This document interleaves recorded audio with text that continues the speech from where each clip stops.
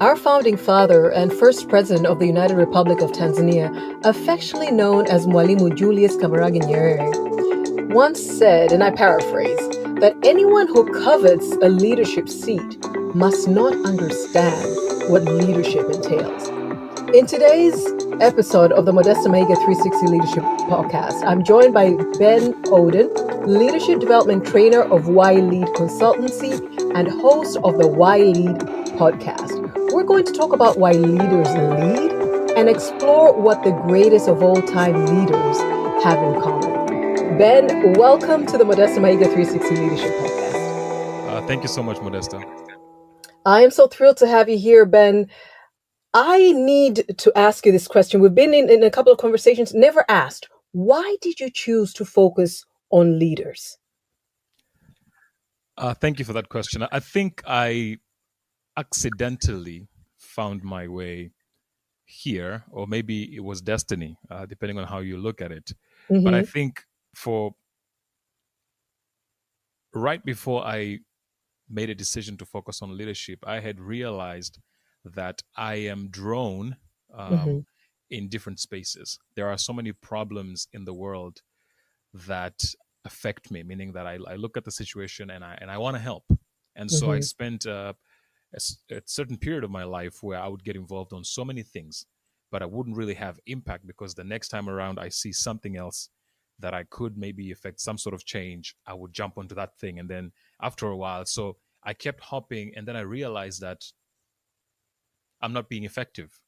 And so how can I be effective? How can I make sure that I have my, fingerprints on all these teams of, brilliant change makers in the world who are making a difference without, this shallow approach that I'm currently using. And so leadership was that platform or medium for me to actually do that and effect change. And the way I look at leadership really is I wanted a platform or a space where I could have this domino effect change, where I would just hit this one piece and then everything else would just roll out. And I realized that in all change movements, in organizations, in businesses, in society, in families, leadership is that one discipline that can have that domino effect as far as progress is concerned, as far as change or impact is concerned. And so I made a decision and a commitment to work with leaders and organizations to make sure that they're highly effective, so that they can solve that problem that they're committed to solve. So that's how I found my way there. But it was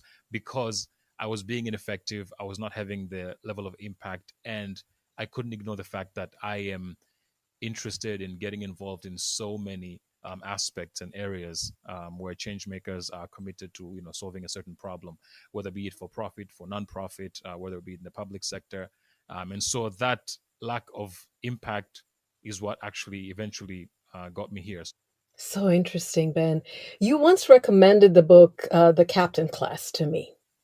And when I first heard that the one common trait and the singular differentiating factor for team, so it's about sports teams and their success, which can translate to organizational teams and their success, is leadership.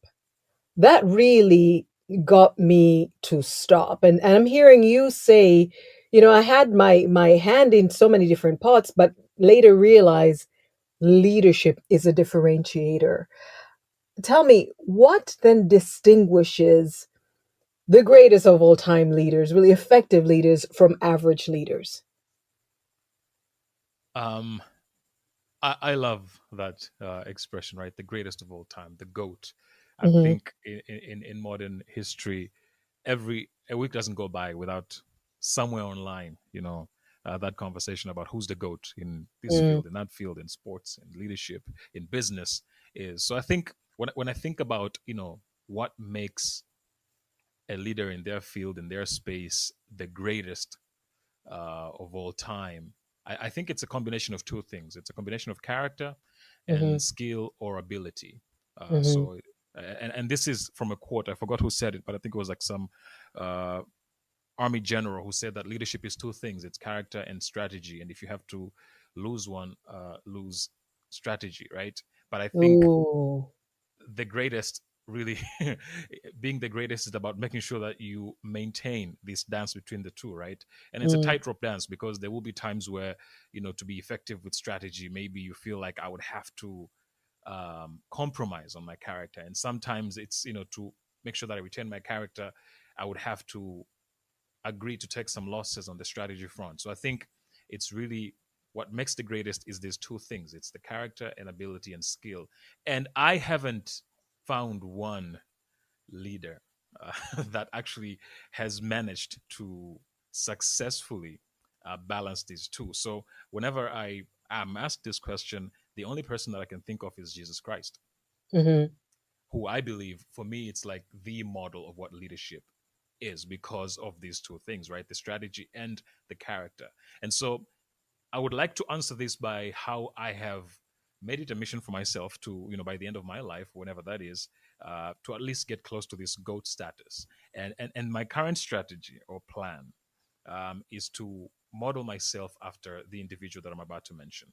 So on the character side of things, I am modeling my life, you know, against Jesus Christ. And for me, so I literally have a mission to become more like Christ, as far as character is concerned. mhm, So hopefully, with the closer I get to my end, I would be able to resemble his character more. But on the skill and the ability side of things, I have a few individuals who possess, certain skills that I believe are critical for success in leadership. mhm, And the first one is Michael Jordan. Um, mhm, I I love basketball, but I think beyond loving basketball, I like Michael Jordan's story and what he demonstrated as far as skill and ability is concerned. And I think for me, the fact that he one was gifted, but beyond being gifted, he put in a lot of work. He led by example, meaning that he was willing. I think in basketball, there's a term that says, he had killer instinct, meaning that he was willing to do whatever it takes to win, mm, even sacrificing his own body, his own health, right? So that grit or zeal to really go above and beyond to get things done. That's demonstrated in him. But at the same time, he was enterprising in a sense that he was able to forge productive partnerships that have lasted this long. He changed the game, so to speak. Before him, there was no sneaker culture. After him, now this is a multi-billion-dollar industry that was formed mm, because of him getting into really strategic partnerships. So I think that that innovative nature of who he was, but at the same time, the zeal to actually do whatever it takes to win. So that's Michael Jordan. So and I think that's critical in leadership. And then the second character is Robert Sobukwe, who was one of the freedom fighters in South Africa. Now, a lot of people, when they think mhm, of freedom fighting in South Africa, the Mandelas are the ones that I mentioned. But I think he was one of those who were taken out very early on. And I think his story is particularly interesting to me because he was considered such a threat by the apartheid regime, such that they had to enact a law to make sure that he is imprisoned. They mm, had to mm, change the law to make sure that they stop him. They didn't do that with any other freedom fighter. mm, And the one thing that was very scary to the apartheid regime was that his ability to communicate so passionately and convert people. So at mm, the time, there are oppressive laws happening, and if you go against, you would end up in prison or you might just get shot and die. mm, And yet he managed to penetrate into the hearts and minds of people to a degree that people were willing to risk their lives for this mission that he was calling everyone to join. So I think mm, that ability to communicate a purpose or a vision to a group of people and have them buy into a degree where they're willing to sacrifice their own, whatever it is, their own dreams, their time, their attention, their commitment, and follow you. I think that's also very critical. So I think for me, he modeled that, and of course he laid his down in his life on the line, and that's how we don't really hear about him because he ended up in prison, and by the time he was out, he got sick and he died. And then the third character is Tupac Shakur, and mhm, Tupac particularly because I want to have some of his recklessness. I think in leadership, to be a trailblazer, to be really a pioneer, you have to be reckless to some degree, meaning that there will be times when you don't have all the data that's going to inform you, on what decision to make. There will be times where what's ahead of you is unclear, and you have to make very risky decisions. And I think his life and the way he carried himself demonstrated that level of passion and commitment to a degree that he is willing to be reckless, for better or worse. And I think when you think of people like Steve Jobs, this is what they modeled, really. At his time, when the things that he was talking about, the future he was talking about, a lot of people didn't believe. A lot of people were like, "You're crazy." But Mm. now, in retrospect, we're like, "Wow, you're a genius." But I think in the here and now, it didn't feel like genius for the people who actually worked with him. It was like, "Why are we heading in this direction?" So I think a combination of these skills, right? Being able to be so committed and dedicated to what you're doing, where you're willing to put in the effort and the work, but at the same time being able to, one, have a vision, but also communicate it in such a way that you convert people, meaning that I had my own pursuits, I had my own passions, but after listening, after spending time with you, after being around you, I want to get to this place that you're talking about, right? But at the same Mm. time, having that sense of, I guess, commitment and recklessness, where you're saying, you know what, I am willing to fail. I am willing to lose because I believe this is where we should be going, right? So I Mm. think, and then of course, the foundation of all of this is that Christ-like character, where, Mm. one, you don't really get ahead at the cost of other people, where you love Mm. people, where you serve people. So I think that's the foundation of it all. Because without that foundation, then all of these different skills can actually be a liability, because you might step over people, you might be reckless to a degree that you're actually unnecessarily risking people's lives, you might be Mm. manipulating people because you have this gift to actually convert and communicate with such a passion and proficiency that people follow you. So I think the foundation is very important to me, which is the character, and Mm. then these different skills that I've made. So for me, I think this these skills, what I am working towards, that at the end of my life, at least I would get close to having this synthesis of skill and character, that with these individuals that I've mentioned. Oh wow, Ben, thank you so much for that insight. And as from the very beginning, you said it's a combination of two things, and then Yeah. you said character and skill, and you've laid out what those mean, and circle back to why character is so important. Now, I know you have thought through who you are and your purpose and your mission as a leader and as a leader of leaders and a developer of leaders. What I'm getting is that it takes courage to lead, right? It takes Mm. character to lead. But in your experience, what have you discovered? Talking about our modern day contemporary times, what have you heard have been the different motivators for leaders? Are you hearing leaders that are predominantly leading out of character and a sense of purpose? Or are there shades in between? What's been your experience? Why do leaders lead these days? I think there are a lot of shades. I think the one thing is that most leaders don't know why they lead. So Ooh. I think that's the common response, really, is that people don't know, and which is why actually I even the podcast I have is called "Why Lead Others," right? Mm. Because people are in such a rush, people are in this race that they have not taken the time to stop and say, "Why am I doing this? Why do I aspire, to become the CEO, to become, the team lead? Mm. Why do I have these aspirations, or Mm. why am I in this position?" A lot of people don't actually stop to ask themselves why, and I think it's a mixture of things. There are people who lead because they believe it's a calling, it's a divine calling. There are those who believe I'm gifted, and so it's a better use of my skill set that I have. Mm. Mm. And then there are those who it's a means to some end. For some it's Mm. power, for other people it's resources.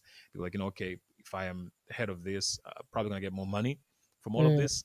So I'm gonna go for it, whether or not I am good at it, or whether or not I find meaning in it, or I know the right use for that responsibility. So I think it's a Mm. combination of things, but I think most people don't know why they lead, because we're living in such hurry that we think taking time to introspect, taking time to actually lay out the foundation, right? It's a waste of time. I have to keep it moving. It's this hustle mentality that we all have, and I think it's good and there's place for it.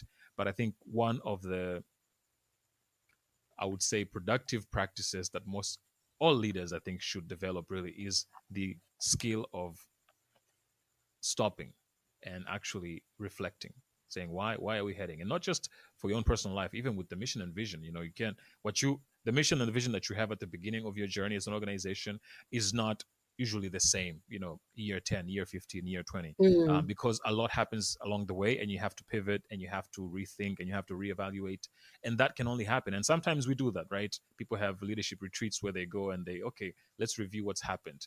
But do you do that for your own personal leadership? Do you do that for your life, where you say, you know what, let me go on a retreat, and it doesn't have to be traveling, but maybe let me take this weekend to mm. actually evaluate, to really think through why I want this, why I have this ambition, why I want this position, why I have this position, right?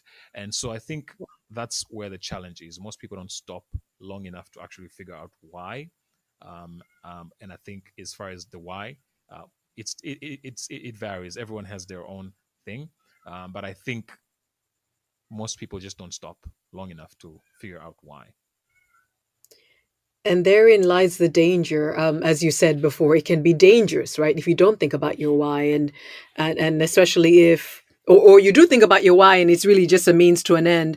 I recently read a Harvard Business Review article. I think it was called "Give It Up for the B Leaders." Oh, sorry, the B Players, Hmm. and it said that most managers may not realize it, or even like senior leadership in organizations may not realize it, but not everyone has aspirations to lead.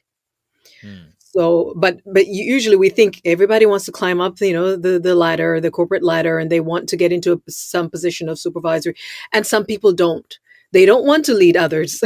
They don't want to take on additional responsibilities, and they're aware of that. But the systems in which we're in, right? Long service, and you're rewarded with leadership. You've brought in a significant value contract. You're rewarded with leadership and increasing responsibility. So I'm hearing you say there is nothing more important than to take time for introspection to find out what you want to do. And if leadership is something you want to sign up for, why you want to do that. Yeah, and I think also there is the honor and shame, right, attached to both, meaning that if Mm. you are a leader, a positional leader, there's a lot of honor that's given to you. Ooh. And so sometimes I'm not so much after the leadership role, I'm after the honor that comes with the leadership role. So I think, especially if you're from an honor shame society, like most, I think, African societies, most Eastern societies, it's Hmm. deep honor shame society, right, where Yes. most people want this sense of respect from their family members, from their community. And so, sometimes it's wealth that brings you that, and sometimes it's position. You are the CEO of this. In fact, I think in Far East Asia, in Japan, in Korea, even in a personal setting, people are introduced as director. Uh, you Wow. know, which is, in our case here, it's Mkurugenzi, right? There's that Hmm. Hmm. Mkurugenzi culture, and so Yes. so I think sometimes it's the honor, and so if that's what you're after, then maybe is there another way to actually acquire this, right? And not so much, because you might work so hard, sacrifice so much to get there, and then people don't really honor you like that, right? And so now you've spent years of your life working, to hoping to achieve something that Mm. you're not even gonna get. Is there another way to actually do that? So I think that's why introspection is also very important. This is so good.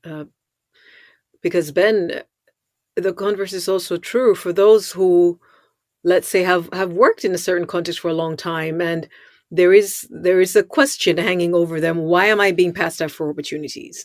Or someone else asking, why are you still here, still at the same level? And people may be climbing up the ladder, realize it's on the wrong wall. I didn't even want this in the first place. I didn't, but because they don't take time for introspection, they didn't even realize it's not a thing that they're interested in doing.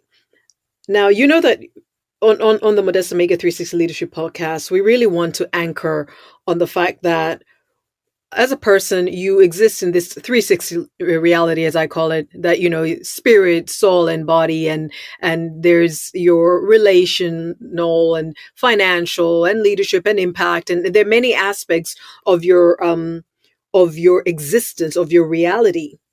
And the fact that you can only lead others as well as you lead yourself. Um, and I want to know if that is something you have found with the leaders that you have worked with, that they're only as effective as far as they're self aware, as far as they practice, and I'm going to use the word self care, and have the sensitivity to create the space for other people to have the same. What's been your experience? Yeah, I think in my experience, to be honest, is that it's just every time is Mm, grow time, especially in the for-profit sector. You'd find in a lot of the non-profit sector, people tend to be more open to uh, new ideas. No, they're not really new ideas. These are things that people practiced mm, 500-600 years ago, right? But now we're like, okay, actually, maybe going 120 miles an hour is not necessarily mm, the best thing. Let's give people toil mm, leave, right?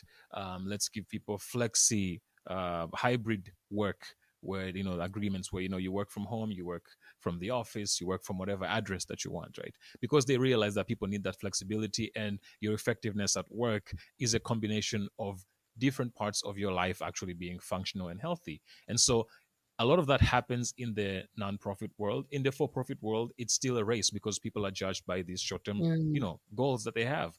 We need quarterly results. You need to close this many deals, you need to wrap up this many projects, so I think you need to submit this many proposals. So I think because of the short-term nature of reviewing results mm, in the for-profit world, people are running all the time, and slowing down is seen as a sign of negligence. Like, why are you slowing down? And I think an analogy that I like to use is the mm, Formula One mm. race.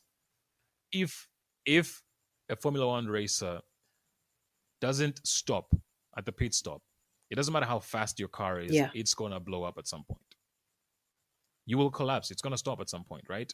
But I think in our own personal lives, usually, um, this explosion is not as dramatic as a Formula One race car. It's usually quiet. It's the loss of hope. It's burnout, right? It happens so quietly that you rarely notice it. You just start to feel the impact. And at that point, it's too late. Going back is going to require a lot to just get Mm, back to that functional state. So I think, um, because of how we measure results, and because of what we have believed for a very long time contributes to productivity, we are ignoring a lot of these other things. So I think that's the practice that I've seen even with clients, in terms of sometimes you would try to suggest certain things. Sometimes something as a simple as a mm. quarterly retreat, right? It's a waste of resources. Why are we doing that? Everybody here is an adult, they're getting paid. You'll figure out Oh, how wow. you take care of yourself. Well, so even within the organization, you see very little of that modeling, that culture of self-care, that culture of really prioritizing wellness. And so usually whenever I get the opportunity to speak, even within organizations, I just try to push it to the individual, because that's, you can only control what you do as an individual That's rather right. than depending on a system. And a very simple practice that I always, encourage leaders to do is to create this habit of paying yourself every day, meaning that what are activities or things you can do on a daily basis that will contribute to your overall Mm, wellness.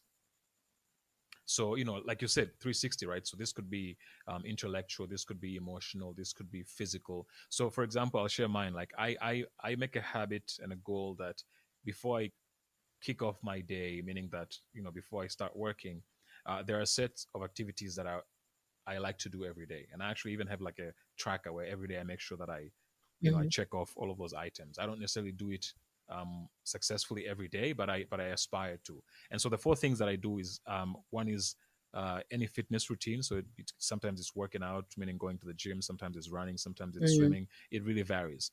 But making sure that I put in, that there's mm, minutes working out every day in the morning. Prayer mm, is another one.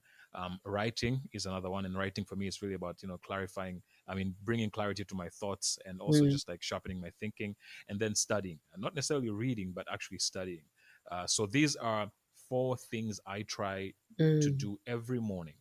I'm pouring into my spiritual life. I am making sure that I'm taking care of myself physically, but also intellectually. I am nourishing myself. So these are 4 things that I Mm. try to do every day. And then the other thing is alone time. So I make sure that I actually schedule it. So, like for example, on Mondays, I say no to any public engagements or meetings on Monday, especially like the first Mm. 5-6 hours of Monday. For me, it's just like downtime where I really get to slow down. I get to think, I get to introspect. So those are some of the practices, and I know the cost attached to that. Sometimes it means saying no to opportunities that maybe have certain rewards that I actually want. But I know that if I don't do these things, eventually I will lose sight of why I'm doing what I'm doing. Eventually, I am not bringing my best self into whatever engagements I have. So I think for me, I know that I am much better to engage with fewer assignments, but be my best self versus doing everything that's available, but actually just, presenting like a 60% version of who I am. And so I took time to make sure that I know, okay, what contributes to, who I am, in a major way. And I figure out what those things are. And I try to make sure that every day, and of course, in the evening time is usually because my wife is not really a morning person. We try to make sure that we pour into our marriage as well, Mm. because that's another Mm. aspect that contributes greatly to who I am. So I think for me, I know what those things are, and I try as much as I can to protect those spaces. And then, of course, whatever happens in between those hours, then I'm ready to take that on. But whenever I neglect, and there are times when I neglect, whenever I neglect those things, I can see the impact of that in how productive I am, in the level of proficiency I have in just my everyday work, in how I show up in my relationships and how I show up in my marriage. I can see how that Wow, but fluctuates. just like the Formula One car, you're saying, right? Like you can't not go without taking pit stops, and you're saying you take daily pit stops to refuel. Yeah, I'd rather do that than do. I think sometimes we have this habit of I'm gonna go hard and then I'll take a Yeah. trip to Zanzibar, right? And I'll have a few days, and Exactly. that doesn't really work, because that's like saying I'm just gonna drive, and then once a year I'll take my Yeah. car to to the garage to get it serviced. It's like No. it doesn't really work that way. So yeah, I think daily, or at least if daily is not a good place to start, maybe weekly. What can you do? What weekly practice can you have that will help This center is you? so key.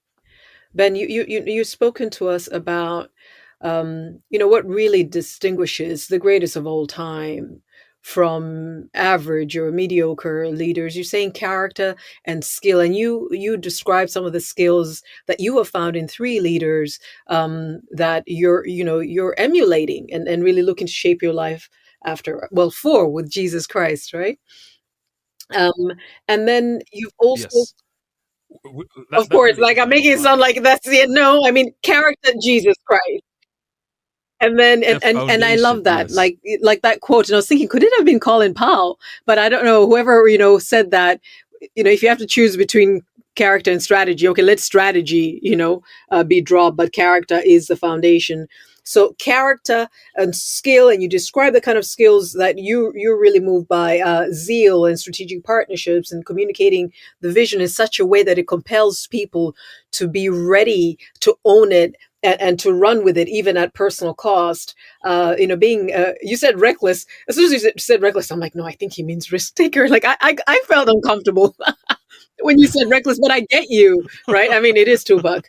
And then the practices, and introspection. So, if a leader out there thinking, oh my goodness, I actually don't think about why I lead and what it would take for me to be an effective leader. And maybe they're in this corporate culture that's go, go, go, or else, you're shamed and blamed for not standing in line. Would you say then take time to think through? And I hear you saying you don't have to adopt what I'm doing, but try to figure out what works for you. If a leader's listening Yes, to us right definitely. now, what are the 3 takeaways you're giving them? Because I love how you said this is me, and this is what I anchor my life on. This is what I'm aspiring for. Uh, but you are a leadership development trainer. What would you recommend if there are three practices?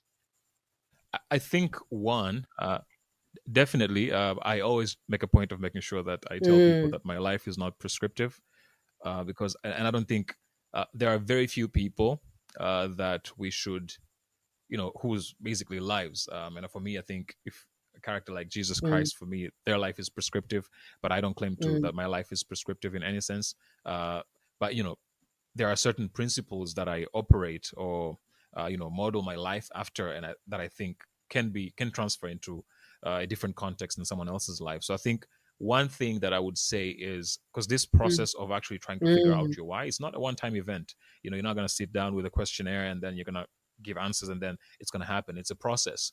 But I think if there is one practice I would say is just set time aside at least once a week where you analyze your life. I think there's a quote by I think Aristotle or Socrates that says, a life, an unexamined life is not worth living, right? Yes. So I think that's the idea, is just set aside 30 minutes a week where you just sit down. And actually at the very beginning, it's good to sit down with like a piece of paper and a pen, and just start writing down whatever comes through your mind as you're asking yourself all these questions. Sometimes maybe the why is not the best question to ask yourself, is what do I want to do? Maybe you start with what, how am I going to do it? Right. And then how did I get here? How did I end up to a point where I want to do this? What were the events leading up to this? So you start, so it's this journey. And then eventually you ask yourself, why is this important to me?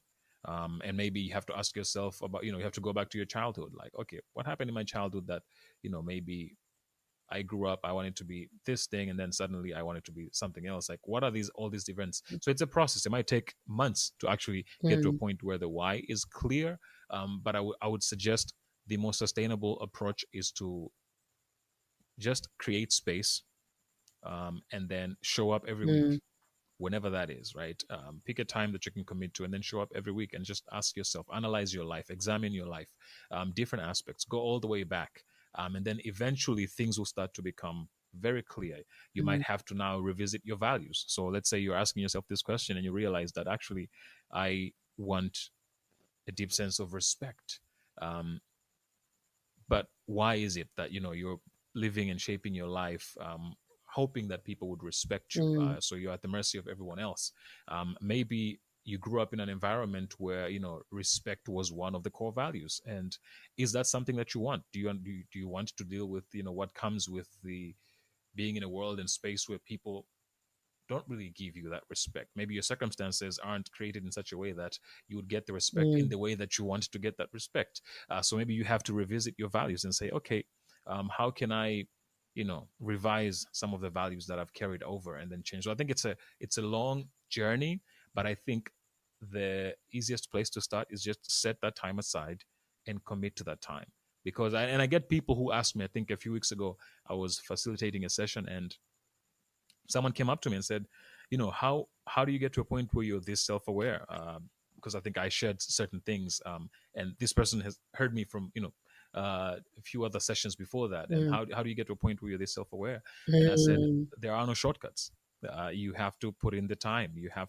I have been consistently enough protecting this, alone time, this time for introspection for many years, that a lot of things become clear, in that time. And then I try as much as I can to show up in the world in a congruent manner, as well. So I think creating that space and maintaining that space is a good and sustainable way of actually getting to a point where a lot of things are clear in your life.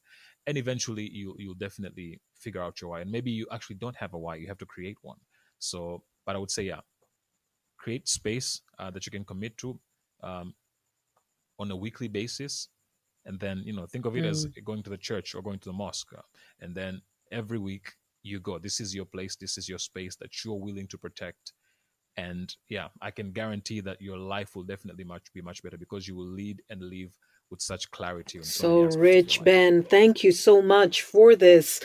As we conclude today, I know for a fact that our 360 leadership community really would like to get more of you. Now, I've already told them that they can go to the Why Lead Others podcast. How else can our community get in touch with you, Ben?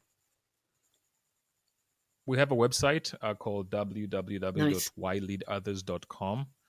So that's one way. I think on social media, on all platforms, I am Mhm. available. They could just write Ben Owden, and then they should be able to get me there. But I think if they want to personally get in touch, my email is talktome@whyleadothers.com.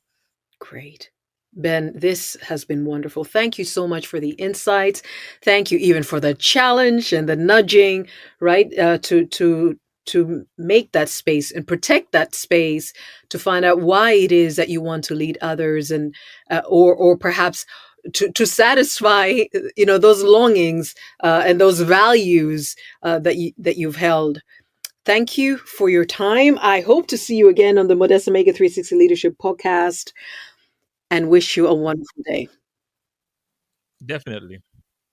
Yeah, thank you for your consistency. I think the one thing that I am always inspired by is your consistency. You're always consistent with Mm. all the things that you do, and your messaging is very clear as well. So I want to thank you for that. And yeah, I think your platform will definitely be useful, and is useful to a lot of leaders. So yeah, I hope to see a lot more of that consistency reflected on this platform as well. So thank you.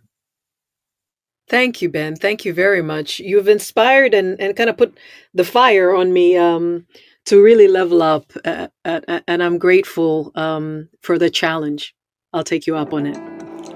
As always, thank you for joining us on the Modesta Mahiga 360 Leadership Podcast. If you haven't already, please subscribe to our podcast and share this episode to add value to another leader. Remember, you can only lead others as well as you lead yourself. If you'd like to learn more about how we can support you to lead people, organizational, and market results, connect with us on modestamahiga.com. Have a wonderful day. Bye.